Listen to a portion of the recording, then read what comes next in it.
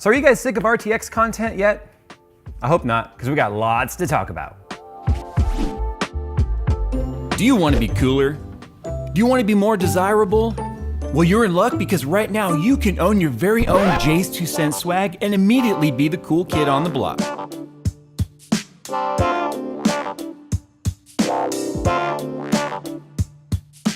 Max out your sex appeal by following the link down below.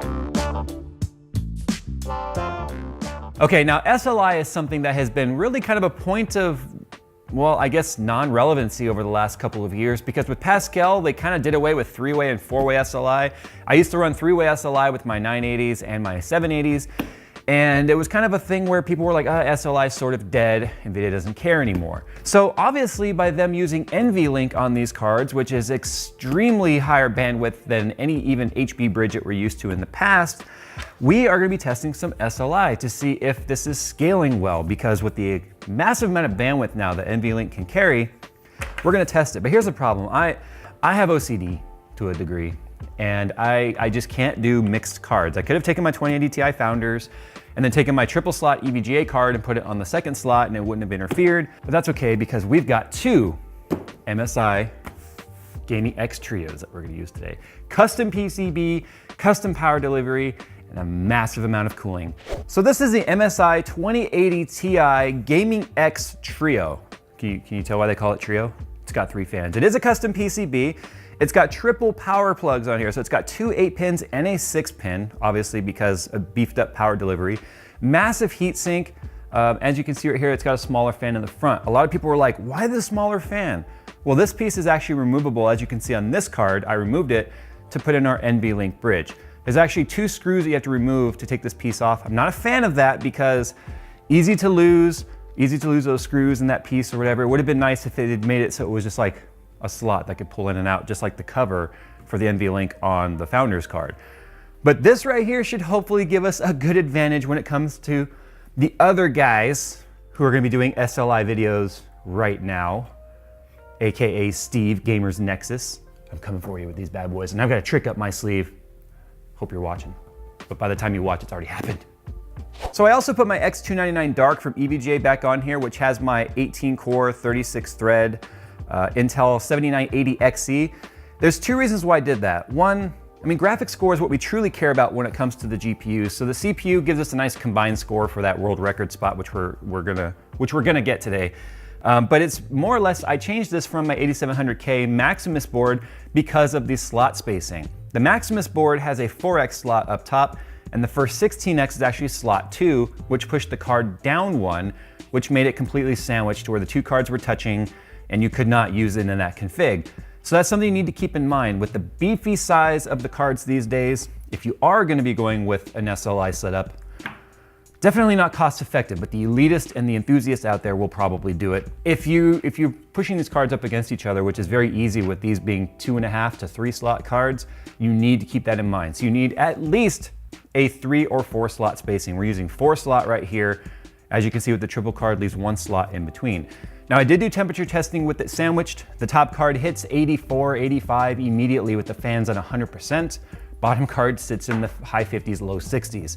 As soon as we spaced this out with 1 space, the temperature stayed within about 8C of each other and totally under our thermal limits, which we set. So as long as you have 1 space in between them, you should be okay. So with that, let's go ahead and fire this up and let's see how well this is actually scaling. We're gonna compare it to our original benchmark numbers of the Founders card. So with that, let's power it up. Oh look, rainbows. I put a picture up on Twitter showing the cards.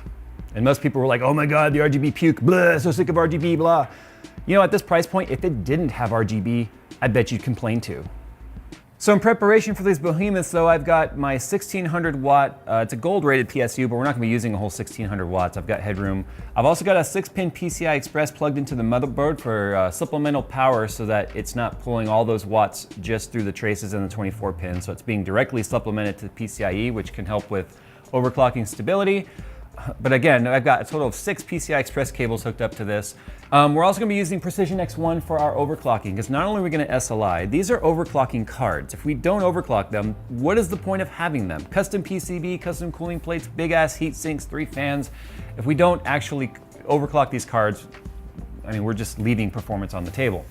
So if you guys want to know more about how to use PX1, because I'm not going to go into it in this video, we did a video about how to overclock RTX cards. You guys can just go and check that one out. We go into in-depth on all these different settings, what they mean and what they do. So I'm going to go ahead and overclock these cards. I mean, why the heck not? This is an overclocking card, so we're going to. You can see SLI is enabled, and yes, it's still called SLI, although it is an NVLink interface. It's still called SLI. So that's enabled, and of course we want to make sure our G-Sync is off, which it is. So we're gonna be using 4K though, because 1080p is usually just straight up a bottleneck. Even with one card, we're seeing some titles pretty much bottlenecking. So we're using all the same settings we did in our launch video. The only thing we're changing though is temporal AA, because it even says right on here, not optimized for multi-card, it's not recommended to be used. So I'm using SMA and FXA on this one.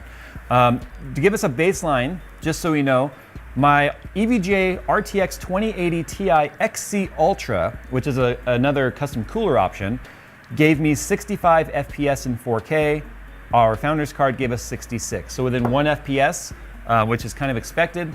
So let's see how much we actually gain in SLI. Is it scaling? If it is, how much is it scaling by? 104.96 FPS. We scaled 61.9% improvement with 2 cards. That's actually pretty good. Some games don't even scale 50%. So in Shadow of the Tomb Raider, we're set to highest settings right now. I have a feeling this one's gonna actually be pretty good. Average FPS 124, so that's more than double our baseline test. Yes, we are overclocked, and that's probably why. So if we overclock the other card, which is about an extra 100 megahertz, we might have seen the baseline test go to over 60 FPS, which would still be 50% of this number. So look at that, 124 FPS in 4K, highest settings. So latest titles that are built around RTX with NVIDIA's internal promise of making SLI a more relevant thing again, appears to be, well, future facing. What if we go back to an older title like Rise of the Tomb Raider? That's one that was always kind of a shit show, right? So our test with the old driver, non-overclocked on the 2080 Ti Ultra was 80. We got 144.81 here. So again, good for 144 Hertz 4K panel, not perfect scaling, but definitely scaling nonetheless. Temperature-wise, our card reached 62°C, but you know what? I think we can get these temperatures even lower.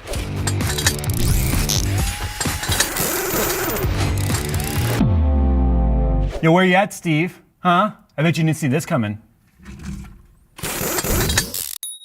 Okay, so Jay's Chiller 2.0 is now ready to fire up. But at stock speeds right now, you can see our CPU's at 20C, PWM, our power's at 18C. This motherboard itself is at 16.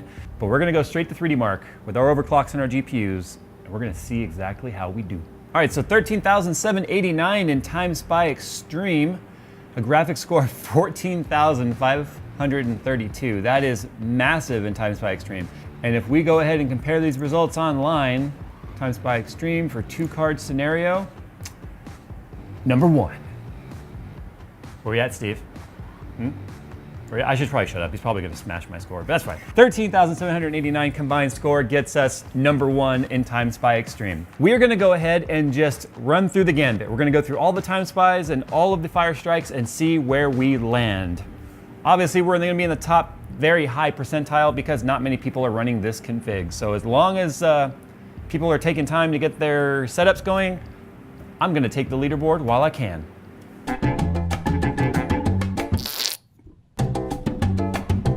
So I spent the last couple of hours now benchmarking and tweaking and tweaking the cards, that is. SLI, often you get a lower clock speed in SLI than an individual card.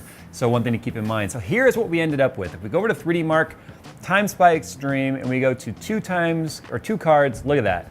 World record holder for the next day or two until the overclockers get their SLI bridges. 14,043 is my score. Our graphics score is a 14,884 with a CPU score of 10,638. Time Spy Extreme, 2-card, another record holder for me right there by quite a bit, actually.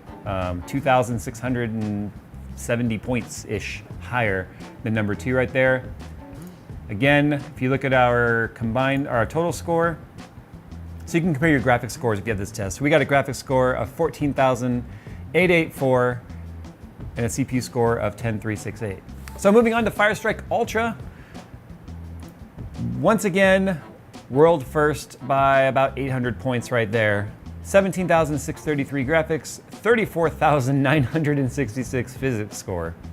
Now this is where the anomalies start, because I know there are settings you have to tweak and stuff, and I've kind of followed the guides on what to do with your hyperthreading and when to enable it, when to disable it, which cores to disable when you're running the 7980XE, because it's kind of a buggy test. Once you go to the high frame rate tests like Firestrike Extreme and Firestrike, I'm straight up bottlenecked in Firestrike, and I don't know how some of these guys are doing it, so let me show you.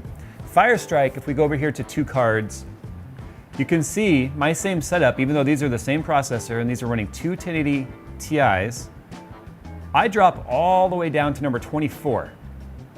And when I compare the results, my graphics score and my physics score is significantly lower than all of these guys right here. So I'm not sure exactly what's happening. I don't really care, to be honest. The extreme stuff being a GPU, more of a GPU-centric test, that's all I care about. It'd be nice to get higher on there, but most people don't run Firestrike anymore. It's a 1080p test. But if we look at Firestrike Extreme, I'm number 2. Slinky, I'm coming for you, man. I'm less than 200 points behind you. I've been trying to get this score for the last hour or so, and I've kind of given up for now. I'll come back and join this later. But our graphics cards never got hotter than 40C under load. And our core clocks during these tests were sitting, it shows max 300 now because it's gone off the chart, but our max core clock was sitting at 2115. That's what we were able to get, 2115 megahertz, and then of course it drops down. So, SLI with 2080 Ti, that's a rhyme. I didn't even know it. Now I'm a poet. That's okay. I'm gonna go ahead and keep going. Hey. So 2080 Ti SLI is definitely scaling and stuff like 3D Mark. We're just going to see if game developers actually take advantage of it. But in the meantime, having some of these top 10 and top 1 whatever scores is actually kind of fun. At least until someone comes and knocks me off, and it's probably going to be Steve, definitely going to be Kingpin and all these other guys. Thanks for watching, guys, and as always, we'll see you in the next one. The TIE Fighter is very high pitched, like mind reading hat. It's like a mind reading hat.